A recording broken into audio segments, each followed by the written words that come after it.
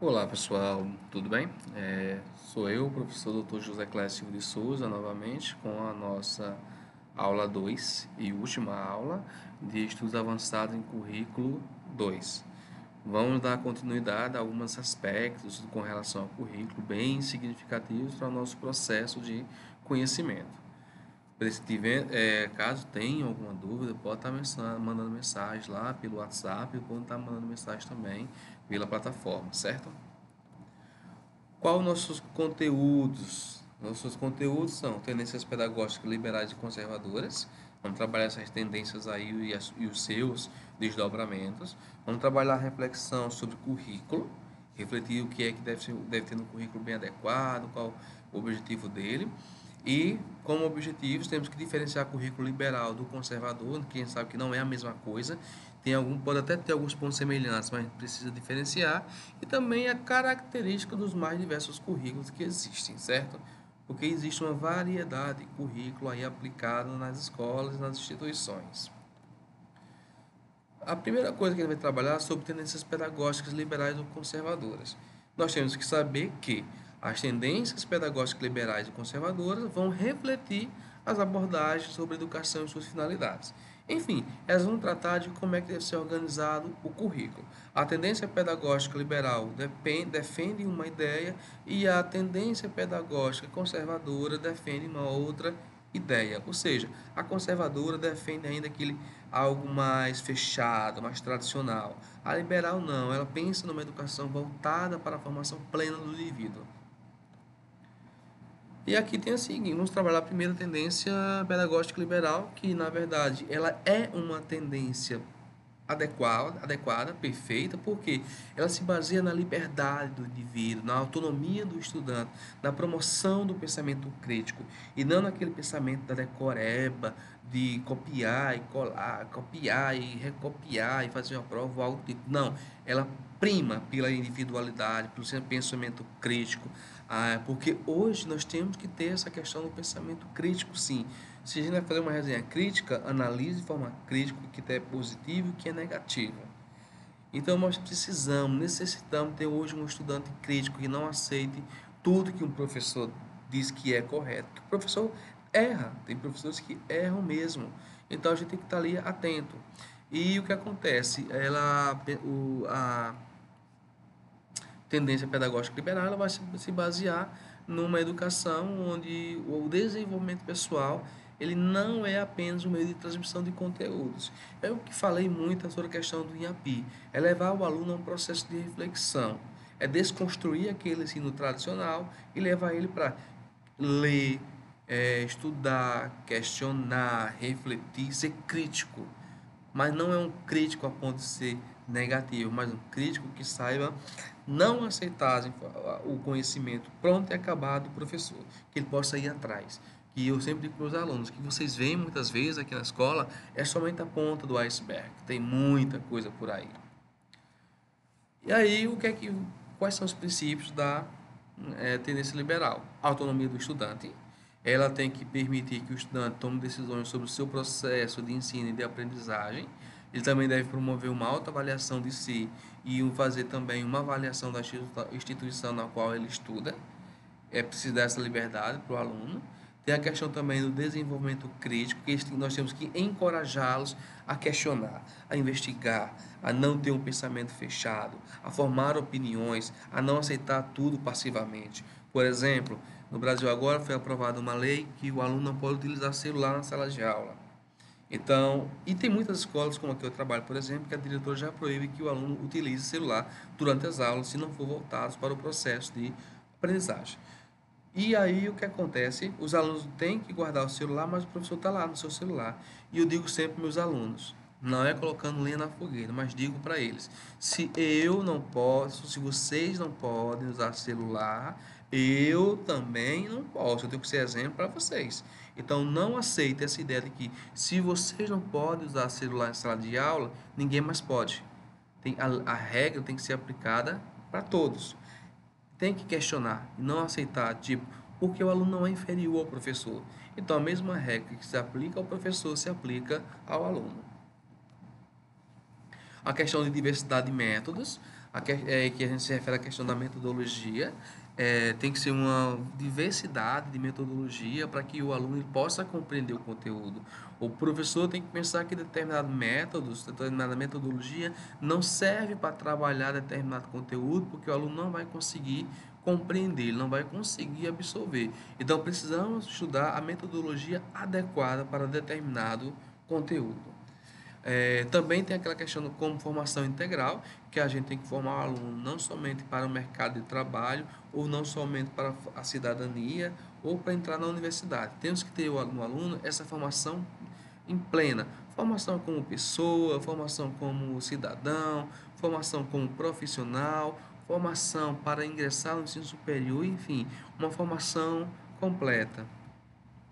E também é muito importante que haja um diálogo entre o professor e o aluno, que o professor esteja atento para ouvir o aluno, de que ele não se coloque acima de tudo.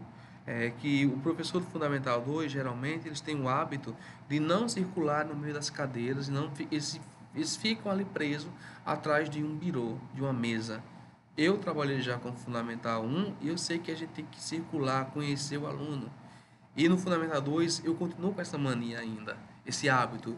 Eu vou no meio do aluno, converso com ele, se ele tá, o que ele está precisando, se necessita de uma ajuda com relação a alguma atividade, explicação ou algo do tipo. Procuro manter uma relação muito boa com meus alunos no Fundamental 2. Para vocês terem uma noção, eu ainda carrego em mim no Fundamental 2, no ensino médio, e até na universidade e tudo, dar um feedback para meus alunos. Só que no Fundamental 2, ensino médio, o que é que eu faço? Eu vou lá e coloco vou dar o visto na atividade do menino, eu faço esse acompanhamento de caderno por caderno, atividade por atividade, porque eu quero saber como é que está o rendimento dele. Aí eu vejo como é que está o rendimento de toda a turma ali individual e depois vamos ter para uma correção coletiva. E eu não me afasto deles, porque a gente precisa se aproximar do aluno para tentar entender o que acontece na vida dele. Certa vez eu trabalhava em uma escola e o aluno ficou, o pessoal todo saiu para um evento que estava acontecendo e eu fiquei na sala preenchendo o diário. O aluno, ele já o conhecia há 2 anos, mas recentemente ele estava muito triste. Ele foi abrir uma parte da vida dele para mim que eu fiquei sem saber o que fazer com ele, porque era uma situação assim que estava longe do meu alcance de resolver. Então, às vezes, quando o aluno ele conversa com o professor, é porque ele confia. Ele sente que pode confiar e que o professor pode ajudar de alguma forma. E aí temos a questão das contribuições e desafios com relação à pedagogia liberal. Porque a tendência pedagógica liberal, ela deve contribuir perfeitamente para a formação do aluno, uma formação completa, ativa, participativa e engajamento. Mas só que ela enfrenta alguns desafios. Quais são os desafios que a tendência liberal enfrenta? Um currículo estruturado, um currículo que garanta conhecimentos essenciais para a formação enquanto pessoa, formação enquanto cidadão, formação enquanto pessoa que vai ingressar no mercado de trabalho, que promova a liberdade dele, que não deixe o aluno preso somente a um currículo de conteúdos, mas que promova a criticidade, a reflexão. Infelizmente, os nossos currículos são muito fechados ainda. Tem agora a tendência pedagógica conservadora, que, como eu já disse para vocês, é uma abordagem educacional que busca preservar valores, tradições, conhecimentos e nada de novo pode meio que ser acrescentado. Tudo geralmente são criticados e porque eles não acham que é correta. É uma perspectiva que busca uma visão tradicional da educação, que onde o aluno não pode ser crítico, o aluno não pode ser reflexivo, onde a diversidade geralmente ela não é respeitada e ao contrário da tendência pedagógica liberal, onde o centro é o professor, o aluno, perdão, o centro na tendência pedagógica conservadora, quem é o principal é o professor. Ele que é valorizado e o aluno tem que obedecer tudo que o professor quer. E aí nós temos a questão da valorização da tradição. É quando há um forte apego às práticas educacionais e conteúdos que foram historicamente valorizados, tipo o ensino clássico da história, a parte mais clássica da geografia, a parte mais clássica da literatura. Isso é que é priorizado. E também priorizo muito a questão da educação moral e cívica, que vai falar a questão da formação moral do aluno, dos valores éticos, dos valores civis, e até muitas vezes nesse processo de educação moral e cívica, a orientação sexual ela é criticada, a orientação sexual, a questão do mudança de gênero também é criticada, tudo isso, porque eles acham que isso não é normal, eles acham que isso não faz parte de uma sociedade. Temos a questão dos métodos de ensino, porque quem assume a questão dos métodos de ensino é o professor, porque ele é o detentor do conhecimento, de acordo com a tendência conservadora, e é um ensino impositivo e expositivo. É um ensino que o professor fica somente na exposição e o aluno na memorização, e que o professor impõe o que o aluno deve aprender ou não. O currículo estruturado, ele não tem flexibilidade no currículo, tem pouquíssima adaptação às necessidades e interesses dos alunos. Por quê? Se for dar atenção às necessidades e interesses do aluno, eles vão sofrer, porque dá trabalho de lidar com essa flexibilidade. Tem a questão de resistência às mudanças. Eles se recusam a aceitar qualquer tipo de inovação pedagógica e abordagem que leve o aluno a ter uma formação crítica, uma formação plena, porque eles acham que se abrir demais para o aluno, eles vão comprometer o processo educacional. E, na verdade, é algo contrário.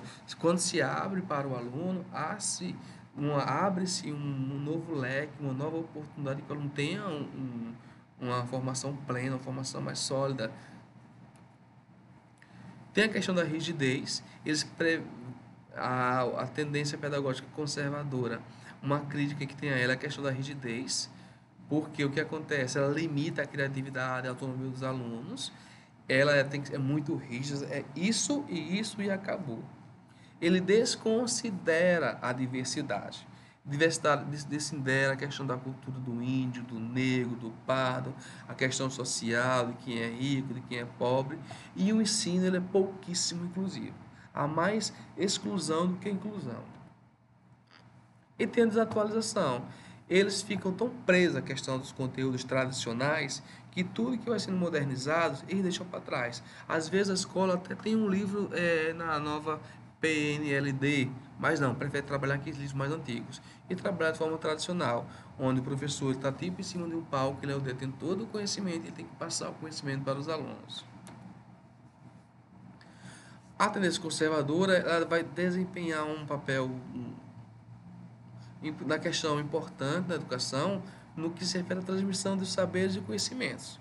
Mas é preciso também, pessoal, que haja um equilíbrio, que a tendência conservadora ela se abra para o desenvolvimento pleno do estudante e não que fique preso à memorização, que não que fique preso à decoreba.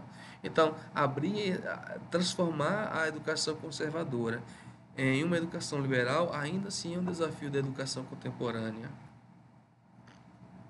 Temos o currículo escolar novista, que é um currículo que é baseado em princípios que buscam uma educação mais humanizada, onde o centro é o aluno e as suas necessidades, onde o aluno ele pode ter uma formação crítica, um processo de aprendizagem mais transparente e atualizado, que é totalmente oposto da educação tradicional. Quais são os princípios do currículo escolar novista? Centralidade do aluno, onde o aluno ele é o C mais importante do processo de ensino-aprendizagem, onde o currículo também deve ser flexível, onde tudo deve estar em torno do aluno e não em torno do professor. Tem a questão de uma aprendizagem ativa. A aprendizagem ativa ele tira o foco do professor, daquele professor que fica lá só transmitindo conhecimento, ele só recebendo, onde o aluno ele vai para a prática.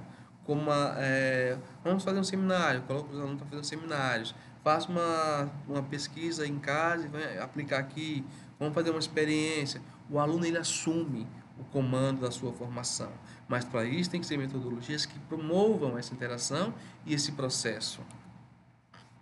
A integração de conhecimentos também. O currículo jamais deve ser fragmentado dentro da escola novista. Ele é que tem uma relação sim com outras disciplinas, com outras áreas do conhecimento, para que o indivíduo tenha uma formação plena. Eles também valorizam também a experiência cultural, cognitiva, emotiva, social do aluno. E o currículo deve considerar sempre as vivências que ele tem com idosos, vivências com pessoas mais novas, com pessoas em risco de vulnerabilidade social, enfim, todas as vivências do aluno devem ser valorizadas na escola novista. E aí tem aquela questão da formação integral, tem que promover a formação integral do aluno para que ele, um aspecto cognitivo, social, emocional, lembrando também da questão de que ele tem que ter os valores de respeito, solidariedade, justiça, formação plena enquanto pessoa, formação para o exercício da cidadania e para o mercado de trabalho. E também tem a questão da avaliação formativa, que é aquela que acompanha o desenvolvimento do aluno ao longo do tempo, sendo que ele deve ser e é mais valorizado na escola novista mais do que a formação, perdão, a avaliação somativa. É o que eu falei para vocês, a avaliação qualitativa ela deve ser superior à quantitativa nos resultados finais. Quais são os desafios para implementar um currículo escolar novista? A implementação desse currículo, ele enfrenta desafios que são resistência às mudanças nas práticas educativas e formação inadequada de professores e necessidade de recursos adequados. As escolas hoje, infelizmente, elas estão sucateadas, elas não têm recursos para poder mudar um pouco. Os professores estão ali parados no tempo, não se aperfeiçoaram e as práticas também desses professores elas estão paradas. Havendo-se a necessidade de se ter uma formação, de levar esses professores, vamos acordar, vamos ter mais formação, vamos planejar e vamos mudar esse currículo. Já o currículo, na perspectiva tecnicista, ele vai enfatizar a formação técnica e profissional dos estudantes e preparar eles somente para o mercado de trabalho. Então, quais são os focos nas competências técnicas? O currículo técnico ele vai priorizar a aquisição de competências que vai estar voltadas para o trabalho e vai envolver a inclusão para a formação técnica, que é o objetivo dela, como curso de informática, eletricidade, mecânica, entre outros. Então, ele vai preparar o aluno para atuar em uma determinada profissão. E a educação também ela vai ser toda voltada para o mercado de trabalho, para que ele compreenda como funciona o mercado de trabalho, como vai ser o processo de entrada dele no mercado de trabalho, o que tem de negativo, o que tem de positivo, refletir sobre as tecnologias que está dentro do mercado e que ele possa também estar num processo de atualização. Temos as metodologias ativas, que são as que são desenvolvidas em laboratórios, em projetos práticos, porque quando vamos para a formação técnica, não existe formação técnica somente com teoria, existe a prática. Então, eles têm que ir para um laboratório, desenvolver as atividades práticas. E aí, nesse processo aí, dentro da educação tecnicista, dizemos que temos um processo dinâmico, onde há relação de teoria e prática dentro da instituição de ensino. Tem a questão da avaliação baseada em desempenhos, que os alunos são avaliados não apenas pelo conhecimento teórico, mas por sua capacidade de elaborar e resolver problemas práticos. Essa questão de elaborar e resolver problemas práticos com relação ao seu curso, à sua profissão, pode ser algo desenvolvido dentro da sala de aula mesmo, ou fora, quando ele vai fazer um estágio ou algo do tipo, e ele vai aprender na prática e vai trazer para a escola tudo o que ele aprendeu. O currículo também deve ser flexível, o suficiente para que os alunos possam se adaptar a essa forma de ensino e também às demandas do mercado, né? Então, se hoje, de repente, houve uma necessidade de exigir que um técnico em meio ambiente tenha uma outra formação de uma outra linha, o currículo tem que ser adaptado para isso, tem que ser flexível para que o aluno ele não saia da escola desatualizado. Então, tem que estar atento à questão das tecnologias, que hoje é inevitável a gente sobreviver sem tecnologias e permitir que o aluno seja sempre atualizado. E aí, o que acontece? Apesar de ser uma forma de ensino bem interessante, eles dizem que o tecnicismo, eu concordo, ele negligencia a formação do aluno enquanto pessoa, enquanto indivíduo, enquanto cidadão, porque ele vai dar simplesmente atenção à formação técnica. Então é como se o técnico não pudesse misturar com a questão do lado humano do aluno. E aqui, com relação à questão das tendências pedagógicas liberais e o cenário atual, Tiller, ele vai tratar de 4 questões básicas. A primeira é que os objetivos educacionais, a escola tem que traçar objetivos para poder atingir e não somente colocar um objetivo no planejamento por colocar. Tem que ter as experiências educacionais oferecidas, tem que colocar o aluno para ir para a sala, fora da sala de aula, ir para campo, ter experiências com outros momentos. Tem que organizar também as experiências educacionais dos alunos, valorizar essas experiências no processo de ensino e de aprendizagem, e também precisamos ter a certeza que esses objetivos eles serão de fato alcançados. Então, o currículo ele vai passar liberais ainda, ele passa para ter um novo sentido, tanto dentro como fora da escola. No cenário atual, a pedagogia liberal ela está fluindo, ela está crescendo muito e as escolas elas estão mudando. O aluno está mais estagnado, está mais preso. Ele hoje trabalha com liberdade, com igualdade, com respeito à diversidade. Há uma formação humana, uma formação social e ele é um ser democrático, um ser crítico, um ser ativo. E no caso aí, o professor tem a função de ensinar e aprender. Ensinar o que se deve ser no currículo e aprender também com os alunos. E que eu sempre defendo isso. O processo de ensino e aprendizagem, ele é um processo de mão dupla. À medida que você ensina, você também deve aprender. Nós devemos ter humildade com os nossos alunos, pois nós não somos donos do conhecimento. E por fim, o currículo jamais pode ser entendido como um amontoado de conhecimentos neutros. Esses conhecimentos têm que fazer sentido para o aluno, para que ele possa crescer e que ele não desorganize o povo, mas que ele organize melhor a sua vida pessoal, profissional, social, emocional, cognitiva. E para isso nós necessitamos de uma estrutura hoje bacana dentro das escolas, professores capacitados que estejam abertos às possibilidades de trabalho, que vivam no processo de reciclagem contínua. E aí, para finalizar, né, a nossa disciplina e a nossa aula 2, vocês vão ter lá um fórum de participação, vão ter que assistir novamente a aula, vão ter que ver o material que eu postei das aulas e os artigos que eu coloquei lá. E aí depois vocês vão ler o fórum, aí vão responder as perguntas, construir um texto entre 15 e 30 linhas ali, respondendo aquelas questões todas, mas em formato de um texto. E aí essa correção ela é feita manual, o que sou eu que faço. O questionário que foi lá na semana 1 é correção automática e prevalece a nota mais alta. Aqui não, aqui vocês vão fazer a postagem. Ah, mas o professor corrigiu deu nota baixa. Talvez a sua postagem não esteja de acordo com o que foi pedido. Então você pode repostar, complementar e eu faço uma nova reavaliação. No mais, bons estudos, estou à disposição.